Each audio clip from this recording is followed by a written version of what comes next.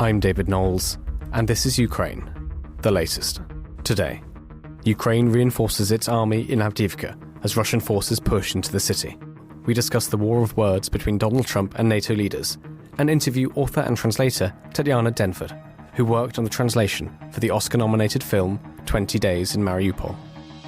Bravery takes you through the most unimaginable hardships to finally reward you with victory. If we give President Zelensky the tools, the Ukrainians will finish the job. Slava Ukraini! Nobody's gonna break us. We're strong. We're Ukrainians. Every weekday afternoon, we sit down with leading journalists from the Telegraph's London newsroom and our teams reporting on the ground to bring you the latest news and analysis on the war in Ukraine. It's Monday, the 12th of February, 1 year and 352 days since the full-scale invasion began. And today, I'm joined by our Brussels correspondent Joe Barnes and author and translator Tetyana Denford. I started by bringing us up to speed on the latest updates from the front lines. Let's start down in Avdiivka, the embattled Ukrainian-held town north of Donetsk city. Russian troops are engaged in fighting with Ukrainian forces inside the beleaguered town, which has been under sustained Russian assault since mid-October. We now believe Ukraine is reinforcing the eastern city with fresh forces, a top commander has said on Telegram. Brigadier General Alexander Tarnavsky, the commander of the Tavria Army Group, said, quote, "We strengthened the blocking line, set up additional firing positions, and used fresh, effective forces. Logistical delivery continues." The commander added that Russian forces were attempting to capture the Donetsk region city at any cost and as soon as possible. Ukrainian forces defending against the onslaught face an increasingly perilous situation with widespread reports of manpower and ammunition shortage. The decision to continue bolstering Kyiv's defences of the city rather than retreat to a more fortified position raises the prospect of a repeat of the brutal months-long battle over nearby Bakhmut. Ukraine recently deployed its 47th Brigade, which was armed and trained by NATO, to fight in the failed counteroffensive to Avdiivka. And Brigadier General Tarnavsky's remarks could hint towards the 3rd Brigade. That's one of Ukraine's best units being brought in to fight for the city. Till now, the unit has been in reserve, receiving training on Western weaponry. Russian forces, however, continued to make advances around Avdiivka over the weekend. Geolocated footage from the Institute for the Study of War reported newly gained positions for Moscow's troops, both in southern Avdiivka and in northern parts of the important city. Vitaly Barabash, the head of the city's military administration, said last week that the situation around the town is becoming very difficult, even critical in some areas. And we'll come back to this later. I know Joe has some more thoughts and information on this. So moving on. On Friday, at least 7 people, including 3 children, were killed in a wave of Russian drone attacks across the country. Officials in Kharkiv said that an entire family of 5 were killed when a drone hit an oil depot, which caught fire and burnt down neighbouring houses. Ihor Terekov, the mayor of Kharkiv, wrote, "This was a difficult night for Kharkiv. 7 dead, including 3 children, 1 baby, a child of 4, and a 7-year-old. Oleh Snihibuhov, Kharkiv's regional governor, said an Iranian-made Shahid drone caused a massive fire that burnt down 15 private houses. In Odessa, on Ukraine's southern coast, officials said that Russian drone attacks had injured at least 4 people in the port area. So, in summary then, Ukrainian officials said that Russia had fired 31 Shahid drones in total, mainly at Kharkiv and Odessa, but also crucially at Reni and Izmail in Ukraine's Danube Delta. Of the 31 drones fired at Ukraine, Ukraine's Air Force said that 23 were shot down. The attacks on Odessa, Reni and Izmail appear to mirror earlier Russian tactics of attacking port and grain export infrastructure. Remember, Odessa is Ukraine's largest port, and ports at Reni and Izmail are important for sending grain to Europe through the Danube River. Ukrainian officials have repeatedly warned recently that the waves of Russian air attacks are stretching its resources. Yuri Inyat, an Air Force spokesman, told national television, "Intense Russian air attack forces us to use a corresponding amount of air defense. That's why we need more of them, as Russia keeps increasing its attack capabilities." Just a few more from me. Last night, Russia launched further attacks against 12 regions of Ukraine, injuring 6 people in Donetsk and Kherson. This comes from the Kiev Independent. A missile attack on the town of Selidove in Donetsk left a 63-year-old woman and her 2 grandsons aged 10 and 17 in hospital. 3 more were injured in Kherson after Russia launched 32 strikes, damaging a hospital and port infrastructure. Ukrainian air defense units destroyed 14 of the 17 drones Russia launched overnight and 1 Kh-59 guided missile. Back in Kyiv, looking at some political military developments, Ukrainian President Volodymyr Zelensky has made further changes to his war cabinet. Kiev announced on Sunday that former Deputy Defence Minister, Lieutenant General Alexander Pavlyuk, would become the new commander of Ukraine's ground forces. Pavlyuk, a Lieutenant General who served in the ministry role for a year, replaces Colonel General Alexander Syrsky after he was last week made commander of Ukraine's armed forces. On Saturday, Zelensky announced 4 other senior military appointments, filling out a rebooted team to bolster Ukraine's defence. Yuri Sodor, the former head of Ukraine's Marine Corps, was named the new commander of Ukraine's combined forces. Brigadier General Ihor Skibiuk as commander of Ukraine's air assault forces, and Major General Ihor Plahuta as commander of Ukraine's territorial defence forces. I'm sure we'll go into all of these into slightly more detail when Dom Nichols returns. Finally then, before we go to Joe Barnes, a disturbing story from Ukraine's National Resistance Centre, who claim that Russia has set up military re-education camps to indoctrinate Ukrainian teenagers in occupied Zaporizhia. In a new report, the centre says that Moscow plans to open a new camp for, quote, military sports training and patriotic education of youth, called Warrior, in the region to the southeast of Ukraine, where children will be taught firearms and engineering training. It alleges that this is, quote, preparation for service in the Russian army. This report follows news that emerged last year of Russian authorities beating Ukrainian children in an attempt to re-educate them at a Moscow-run youth facility. Just to remind ourselves, since Russia's full-scale invasion in 2022, more than 19,500 Ukrainian children have been abducted and just 387 repatriated. That, again, comes from the Kiev Independent. Well, those are the military and frontline updates. Joe Barnes, can I come to you next? What have you been looking at? Yeah, hi, folks. So I think we should just quickly look at the implications of what's going on there. So I guess one of the fears after Syrsky came in and became the commander-in-chief is that Ukraine and its armed forces would become less flexible in terms of looking at how you defend and withdraw from positions. So Syrsky, for context, we've spoken about it, spearheaded the Bakhmut defence, which was credited with blunting the Russian offensive capability. But it did cost sort of tens of thousands of men, whether they've been killed or wounded on both sides. So some fear that in Avdiivka, you could have that same political push to defend a town, which is basically an untenable defence, which costs a lot more and actually dents your own capabilities, all because it deals slightly more to the Russian side in this case. So yeah, it'd be interesting to see how that plays out. The reason that people are debating whether the 3rd Assault Brigade, which was basically the leading force fighting around Bakhmut during the counter-offensive, is because it has been held in reserve in eastern Ukraine for some time now. It's been training on Bradleys, the American infantry fighting vehicle, and they haven't actually had and seen a lot of combat. So they're giving them a bit of time to reconstitute, take on maybe new recruits, train up, and then maybe go again. So it'd be interesting to see if they do get put in the next weeks or so. I've tried to reach out to them. I've not had a response yet. I've spoken to some people in the 47th who wouldn't comment for operational security reasons, who is in Avdiivka with them, if that is the case. So yeah, there's one to look. But I think what we should do is, for the big diplomatic story, we should go to Saturday and look at Donald Trump, the former US president who is basically vying for election or to become the Republican candidate ahead of November's US presidential elections. And he has essentially encouraged Russia, and I quote, to do whatever the hell they want, end quote, against NATO allies not sufficiently investing in defence. And this 20-second clip, which was widely shared on social media and has had all sorts of responses to it, has essentially brought forward long-held views over the alliance's future. So long-time NATO watchers will remember around 2008, around 2014, when Russia was annexing part of Georgia, went into Crimea, started the Donbass war. NATO stood on the sidelines and didn't do a lot. But then, with 2022, it's been brought back to the forefront. It's sort of Joe Biden will often give speeches where he'll bang his hand on the lectern and say, look, baby, NATO is back.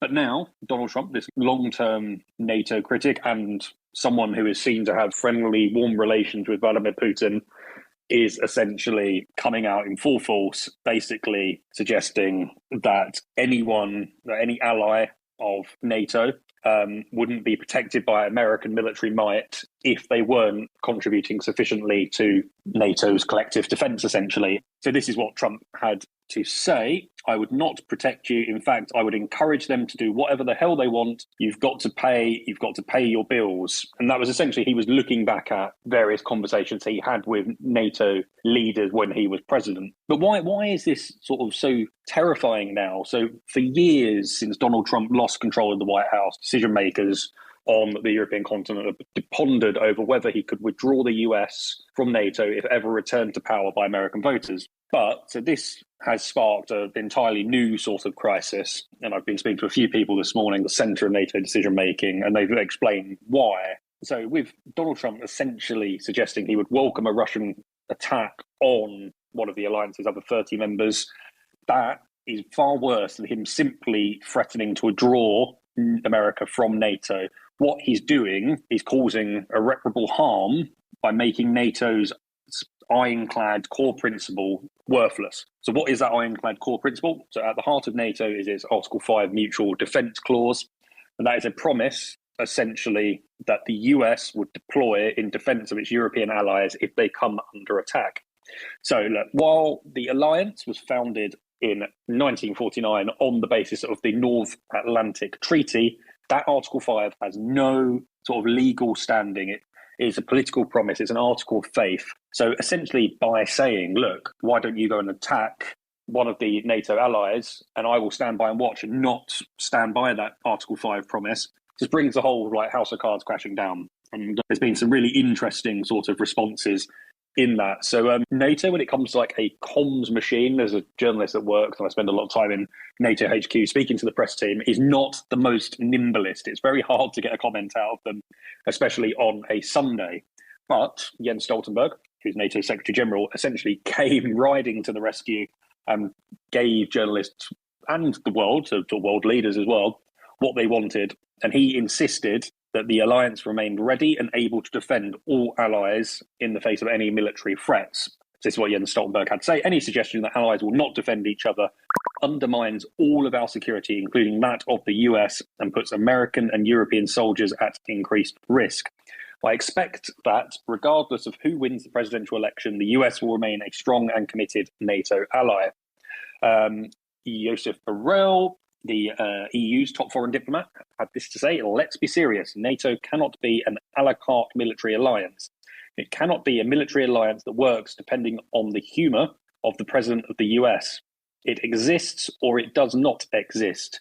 So essentially, the future of NATO being called into question. But what's being done about it and what's really sparked this? Back when Trump was US president, he would argue that there weren't enough European countries, mainly, and he aimed his frustrations at Germany and Angela Merkel at the time, the German chancellor, that he said weren't hitting NATO's target for military spending, which is each member, each ally is expected to spend 2% of GDP on defence. And he basically said, look, why should America come to your aid if you're not trying to basically do it for yourself? Don't just rely on us.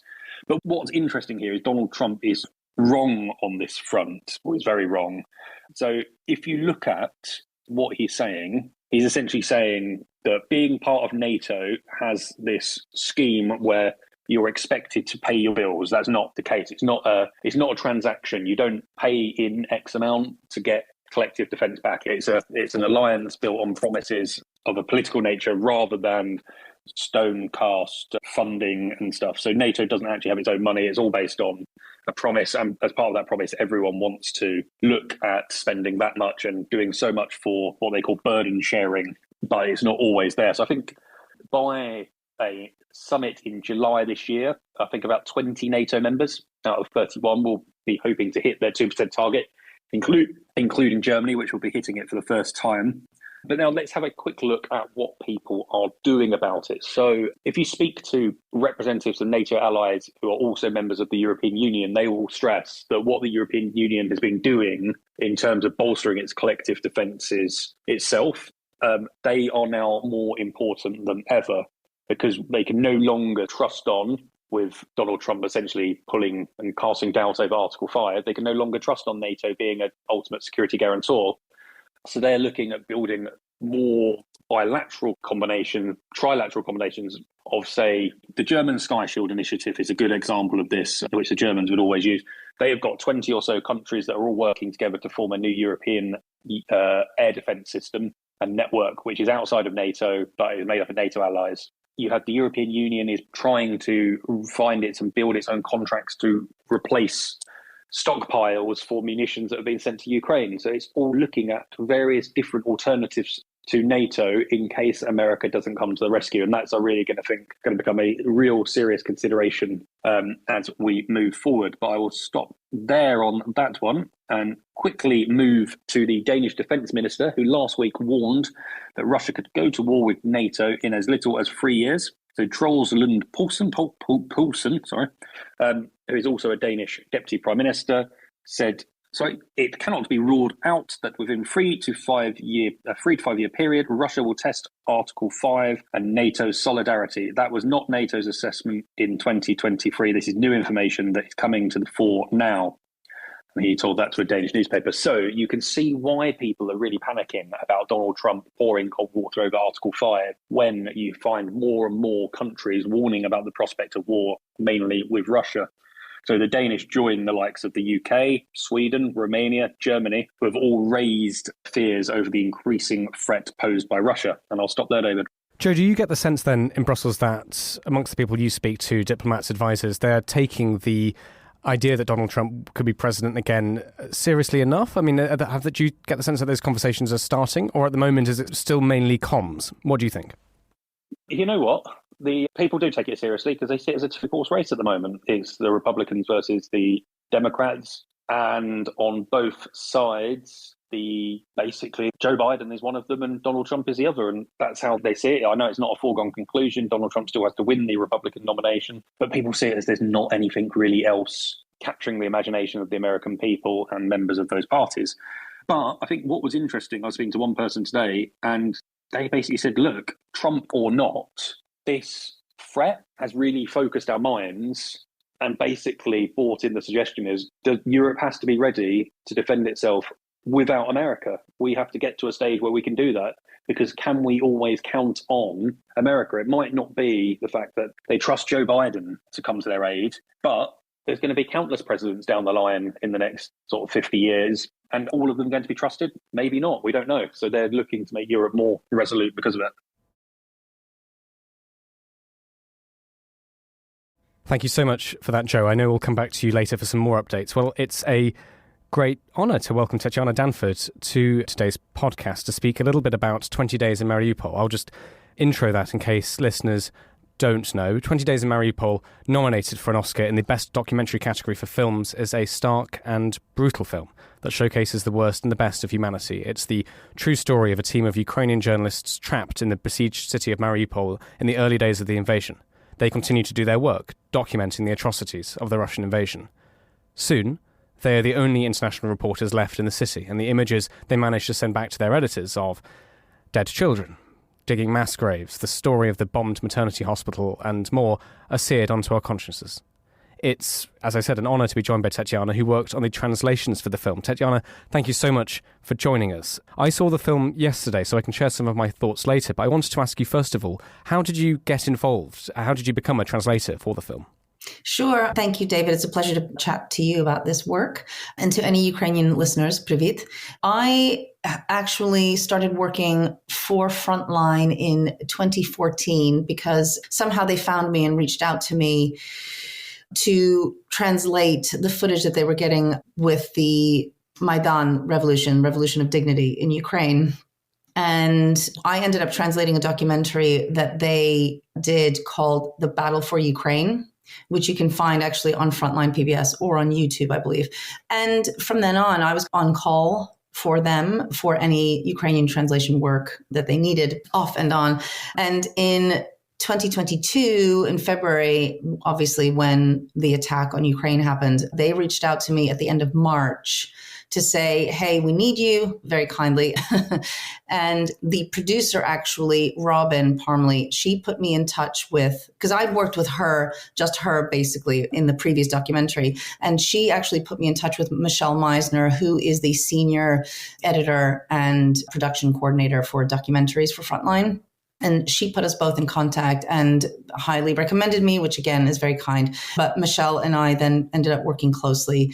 And she said that, okay, we have really urgent footage coming out. Now, at the time, I was not aware, well, none of us were aware of the gravity of the situation, but she was saying that Mstislav was delivering footage that was coming out of Mariupol, and would I be available? I said, absolutely, of course. And it went from there. So when you see the footage of Mstislav and Yevgeny leaving Mariupol and rescuing the footage, just imagine me and other translators sitting thousands of miles away waiting for this footage to show up on our doorstep. And then began hours of months and weeks and days and of late nights working on this footage. So yeah, I'm very lucky to work for Frontline for as long as I have. They are an amazing team of people who constantly deliver truth to kind of Western audiences. So yeah, so everybody knows what's going on. Tetyana, could you speak a little bit more about the specific footage you translated, the people involved, and maybe what was it like seeing some of this stuff for the very first time? Sure. When we were waiting for Mstislav's footage to show up, I was being sent actually interviews of people who were held captive in torture chambers who ended up surviving.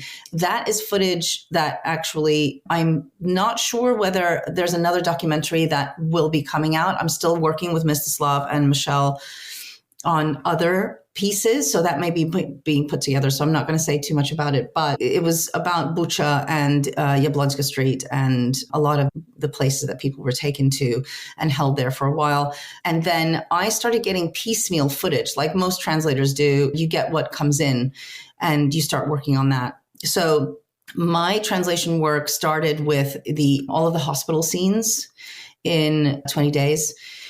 So I started with that, and with toddlers trying to be resuscitated and dying on the table, victims coming in from shelling, the interviews where you see cameras facing people who were hiding in bomb shelters, and the woman sitting behind a candle, as you see in the trailer, crying, saying that she just wants to be back home. She wants Ukraine to be Ukraine. She doesn't want to be part of Russia. The little girl saying, I don't want to die.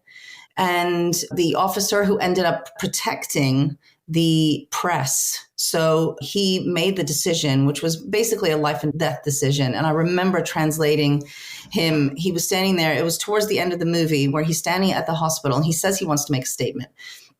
And he says it in Ukrainian and then he says it in English, but he ended up saying, I do not stand for this. He made a huge statement. He was saying how important it is for this footage to get out. And he made the decision to cover the press to get them out instead of helping the people who were stuck in the hospital, which I cannot imagine how you make that decision. But he had to see that the truth was, if this footage didn't get out, then nobody would know what happened in Mariupol.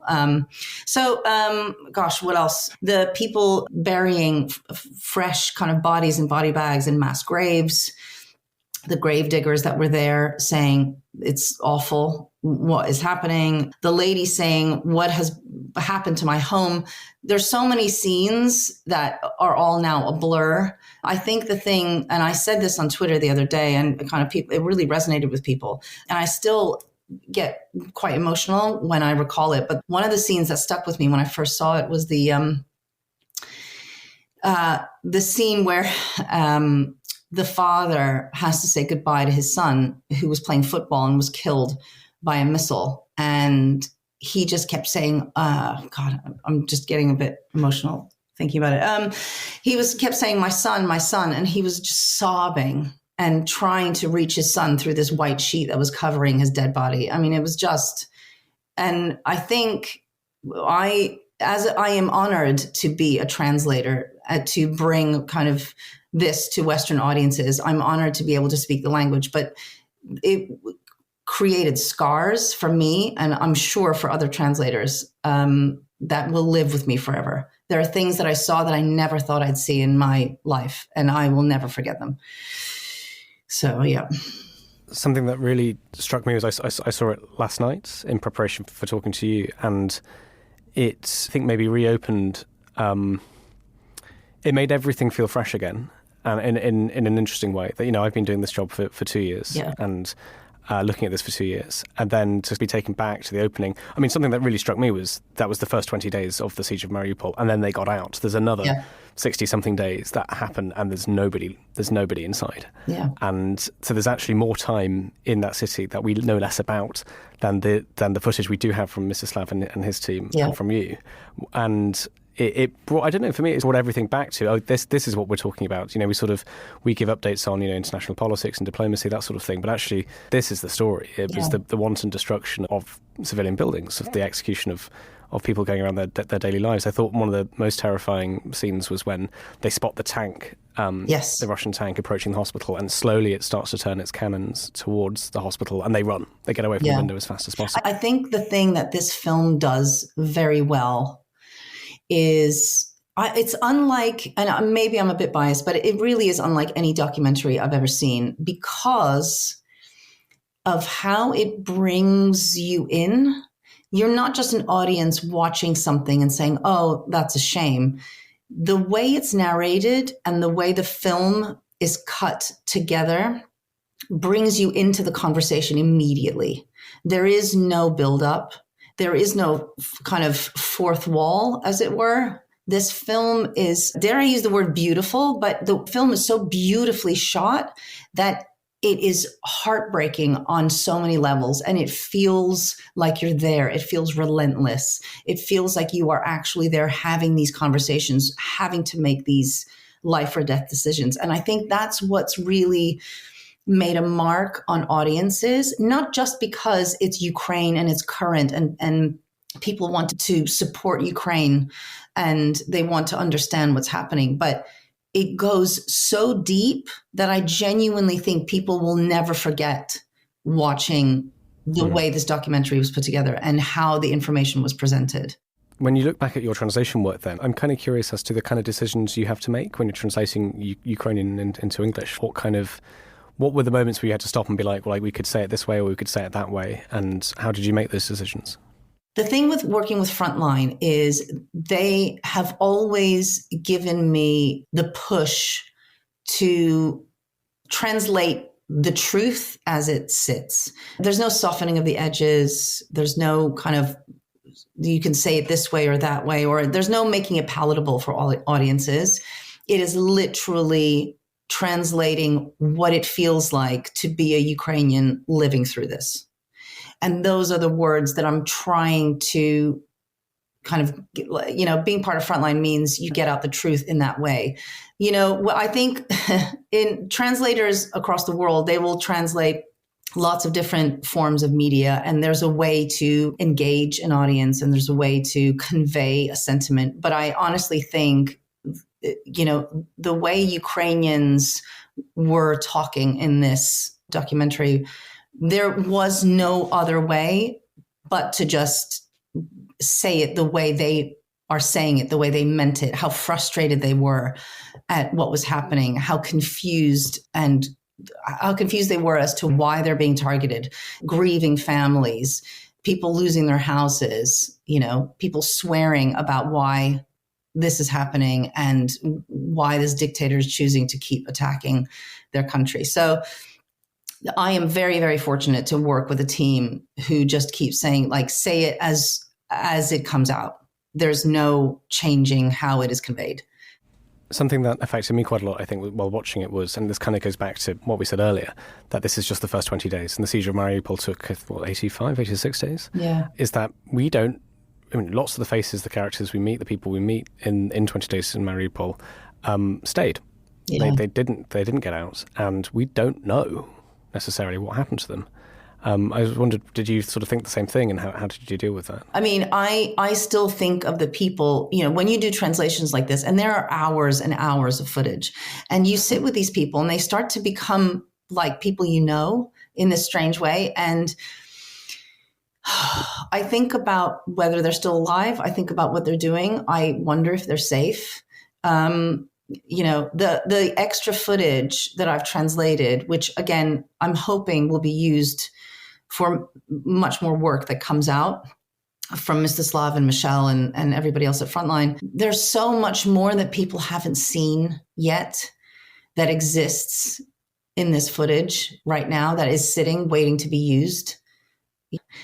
These are interviews of people who have lost their spouses, who have lost everything. There's a woman that I translated. She took the producers around her house that was busted into. She lost her husband. They took him away. She tried to identify his body at the local morgue.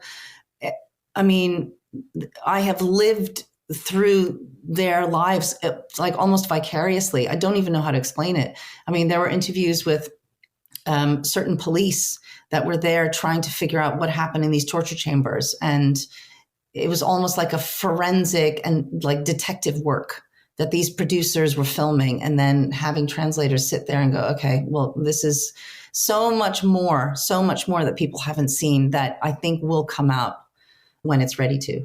It's such a brutal watch, to be frank. And I wanted to know, after working on it for so long and still working on quite a few things to do with it, how do you deal with that? How do you try and find the light as well as dealing with the dark? I think I have the luxury of being able to walk away. I keep reminding myself that I have family living through this. I have family who has had to survive living in a shelter occasionally, or have had to sit in their basement with no heat, no hot water, their windows shaking. I think to myself, well, I can't be there. As soon as the war started, I, like many Ukrainians, immediately said, okay, I'm going over. But I can't. I can't do it. I have kids and I have a life over here that I have to keep maintaining. And, I thought to myself, well, if this is my effort to help, then this is what I'm going to do. And I tend to be the kind of person that will stay up as long as it takes and sacrifice sleep. And maybe that's a detriment to my mental health, which it has been in the past, but I focus so much on the work that I need to do that maybe that was my survivor's guilt a little bit, or secondhand PTSD, kind of going, I can deal with it because that's my way of helping. I think a lot of Ukrainians in the diaspora feel that way. They can't be there. So the second best thing is to be able to do the work that needs to be done to get the truth out there, or to kind of impact Western audiences. And I'm lucky that I straddle kind of both worlds. I speak Ukrainian was my first language growing up. I speak it fluently, but I'm also in New York and I'm part of the diaspora. I'm part of the Western audiences. So I feel like I can connect the two. I can be the bridge. The diaspora is the bridge. And if I can do that, then that's the light that kind of got me through it. I pushed ahead because I have the luxury of turning away. Ukrainians in Ukraine don't. And that was my reminder. For listeners who maybe have not seen 20 Days in Mariupol, what would you say to them? What would you try and say these are the reasons why you should be watching it? I think I would say to people, the hard things are the moments where you learn the most about the world you live in, about what you can do to help a country or a people in crisis. I think it's very easy to doom scroll, and that amplifies people's fear and anger and frustration. And it's a comfortable rut to stay on social media and go, well, okay, this all looks terrible. I'm just going to turn away, close the laptop. I think watching a documentary like this, I would call it homework. Watch it in pieces if you have to. It's really difficult, but I promise you, whoever's listening, it will change your life. You don't have to agree with the message necessarily. I don't know if there is even a message, but it's not political. It's not inflammatory. It's not pointing fingers and throwing slurs. This documentary is something that will show you the truth of what happened, just plain as day, black and white. And I think people just sitting with that and letting it marinate will change maybe their perspective. And it may then allow for hard conversations to be had when people feel like they now have more information. And always information is power. And the more factual information we have as a society is where we find our humanity. Tetyana, is there anything we haven't spoken about that you think is important for our audience to hear? My message is always this. I think amplification and support, whether it's in real life, having conversations, whether it's online, it means a lot. You may not be able to donate, but that's okay. Little things make a difference, and I wish people would understand. And the most important thing is waiting to listen and giving space for Ukrainians to share their stories, whether it's books, whether it's documentaries, whether it's opinions on, or their stories about what's happening within their families. We are storytellers as humans. And I think when we don't wait for somebody to share their truth, I think it's a danger. I think too many people are shouting each other down when all we need is for people to listen. We just need the space to be able to share our stories. I'm lucky to be a translator. I'm lucky to be part of a machine that basically teaches people what the truth is. But I make a living as an author as well because I'm a storyteller. Ukrainians just want to tell their stories. I just wish people would understand that. It doesn't have to be about donating. It doesn't have to be about politics. It just has to be about listening. Tetyana, when you look back on the documentary as it was published, is there one image or one scene that really stands out in your mind? Oh, God, there are so many. But I think there is actually, yes, it's a scene that I hadn't referenced yet, but it's a scene that I translated actually of when the maternity hospital in Mariupol was bombed. And they were leading people out of the hospital, injuries, pregnant women. There is a pregnant woman that ended up not surviving, that was led out on a stretcher. And there was a little boy that came out, looked like he was about 10, 11 years old. And he came out and he was screaming for his mother, didn't know where she was, kind of lost her in the shuffle. And there's a soldier that came up to him, and the soldier looked young as well. He looked like he was in his early 20s. And he put his hands on his shoulders and he said, "Where? You're looking for your mother." Or I'm paraphrasing here because I don't remember exactly what he said. But you'll see that the boy is looking at this soldier for guidance, and the soldier is probably just as scared as the boy, but he has to calm him down. He said, "Don't worry, it'll be okay." And that still sticks with me because I don't know what happened to that boy. And I don't know what happened to that soldier, but in that moment, they were searching for courage within each other. And, what people probably don't understand is that soldiers themselves, they are so brave, but they're also probably really scared deep down. They don't know what the day is going to bring to them. They don't know if they're going to survive, but they're providing some kind of hope for people, and I think maybe that's all we need. Maybe that's what we're all looking for, is somebody to guide us, somebody to tell us it's going to be okay, Tetyana, thank you so much for your time. Thank you, David. It was an honor to speak to you, to Telegraph, to share this. Let's bring Joe Barnes back on. I know you've got a few more updates for us. Joe Barnes.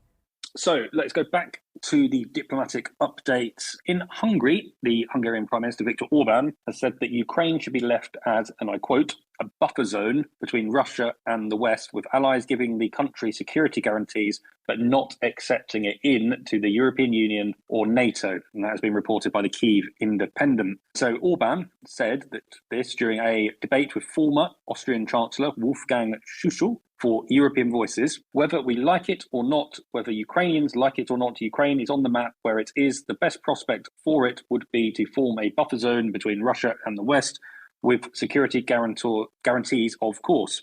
So Viktor Orban, as we always say, is Vladimir Putin's closest ally inside the EU. He is sought to frustrate and slow down various decision-making on Ukraine at numerous points, and most recently on the EU's 50 billion euro aid package, when it blocked it at a summit in December, a European summit in December, but he then allowed it through at one summit at the beginning of this month. He opposed Ukraine being offered accession talks to join the EU, but he left the room and basically abstained and basically didn't allowed the vote to go through without his permission, which is interesting. So it's just more basically of posturing from Viktor Orban saying that Hungary, as an EU and NATO member, will not allow Ukraine to join either of those organisations. They're moving a bit further up towards the Polish border, where Polish farmers have blocked a border crossing with Ukraine, again kicking off a month-long general strike to protest against EU policies and a lack of government action to protect the livelihoods of farmers. So farmers in France, Belgium, Portugal, Greece, Spain, Germany have all been basically protesting against EU green policies. But in Poland, what they're really protesting about is the fact that the current trade access from Ukraine to the EU is on a tariff-free and quota-free basis, basically. You can move the Ukrainian product into the EU without any trade taxes or any sort of limits on those. And what has been happening is Ukrainian grains have been coming to Poland because that's the point of entry into the EU single market.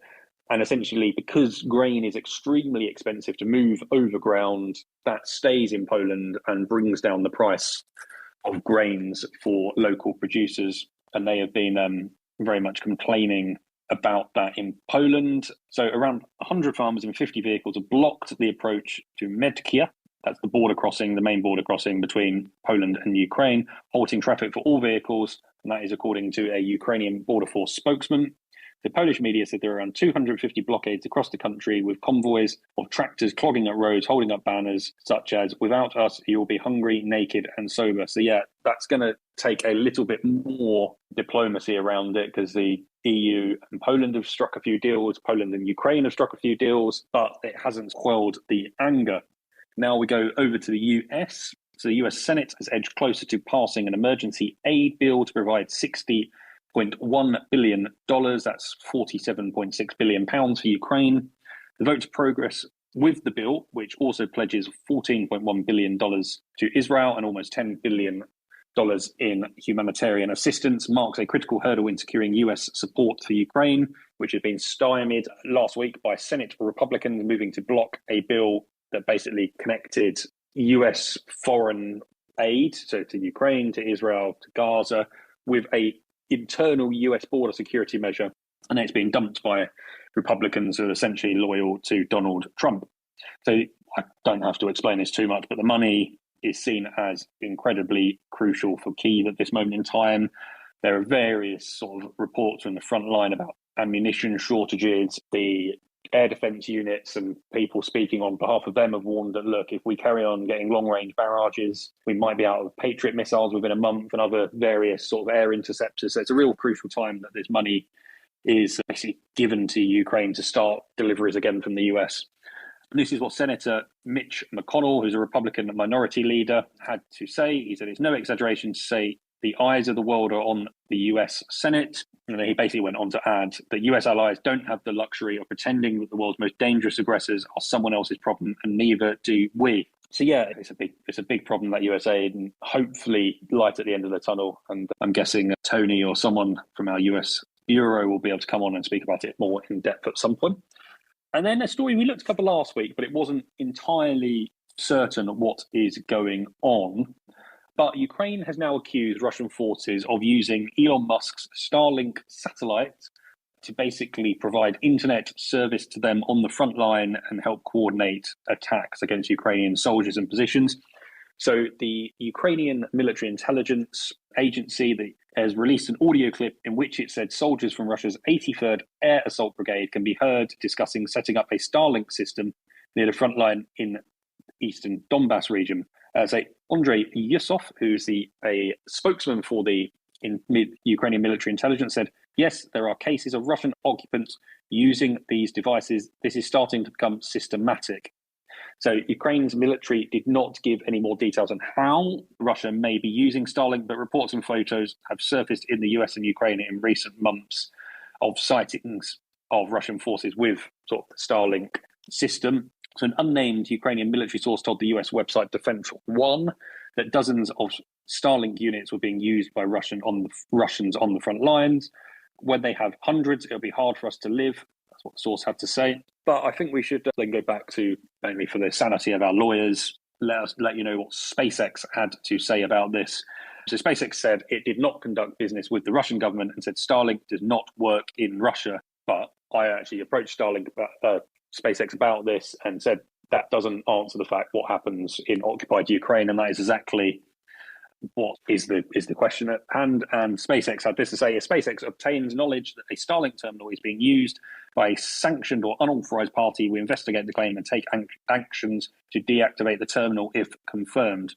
So analysts, though, have said that frontline Russian soldiers may be able to hide the exact location from Starlink satellites by sending out false GPS data. I don't know how true that is, but that is what analysts have to say. And Russian internet sellers, so while there is no direct sales of Starlink to Russia, internet sellers are also advertising Starlink equipment for sale, which is in breach of Western sanctions. So Starlink, for some context, is owned by Elon Musk. It became an incredible focal point when Elon Musk allegedly, according to various reports, decided that Starlink services should be turned off for Ukraine while it was using them to try and conduct a seaborne drone attack on the Russian Black Sea fleet in Sevastopol. And he basically said, look, we don't want to be a major actor in this war, so stop that from happening. And I'll stop there, David. Joe Barnes, can I come back to you just very briefly for your final thoughts before we finish today? One of my sort of final thoughts is back to NATO and what happens with, it's not essentially a NATO argument, but it involves NATO, is what happens with the US contact group, which is more commonly known as the Ramstein format, where 50 or so of Ukraine's Western allies come together under the US basically to coordinate how military aid is given to Ukraine. There's a meeting on Wednesday in Brussels on the sidelines of a NATO defence ministerial meeting, but it looks like Lloyd Austin, because of health reasons, isn't going to be there. We know Lloyd Austin is a staunch backer of Ukraine, so that's not a concern. But what it does come about is what happens in the future if the US isn't so invested in aid for Ukraine under, say, Donald Trump, or another leader for that fact, if it goes on that long. And NATO is working out a few plans. There's nothing concrete at the moment, but there are a few ideas. Could it be institutionalized inside of NATO? Could NATO's secretariat be used to marshal these meetings, to organize them, bring them together, help plan logistics, etc.? That's one option on the table. We don't think it's going to involve sort of boxes with NATO's compass logo on it making their way to Ukraine, because obviously NATO tried to not involve itself as a direct actor in this conflict. But I think then other sort of credible options that are being looked at is, could the European Union take over that mantle and take on the organising, given that Ukraine is now an accession member of the EU? It's going to start its formal talks. It could be a member sooner rather than later. So will the EU take over that burden? So it's interesting to see how the political discussions in the US are being seen and looked at in terms of how do we plan for future aid as the war gets longer? Can we trust that America's going to be there, or do we have to come up with our own plans within and rebuild existing structures to take into consideration that America might not be there the whole way through? And I'll stop there. Thanks for listening, folks. Ukraine the Latest is an original podcast from The Telegraph. To stay on top of all of our Ukraine news, analysis and dispatches from the ground, subscribe to The Telegraph. You can get your first 3 months for just £1 at www.telegraph.co.uk/Ukraine the Latest. Or sign up to Dispatches, our Ukraine newsletter, which brings stories from our award-winning foreign correspondents straight to your inbox. We also have a Ukraine live blog on our website, where you can follow updates as they come in throughout the day, including insights from regular contributors to this podcast. You can listen to this conversation live at 1 p.m. London time each weekday on Twitter Spaces. Follow The Telegraph on Twitter so you don't miss it. To our listeners on YouTube, please note that due to issues beyond our control, there is sometimes a delay between broadcast and upload. So if you want to hear Ukraine the Latest as soon as it is released, do refer to the podcast apps. If you appreciated this podcast, please consider following Ukraine the Latest on your preferred podcast app.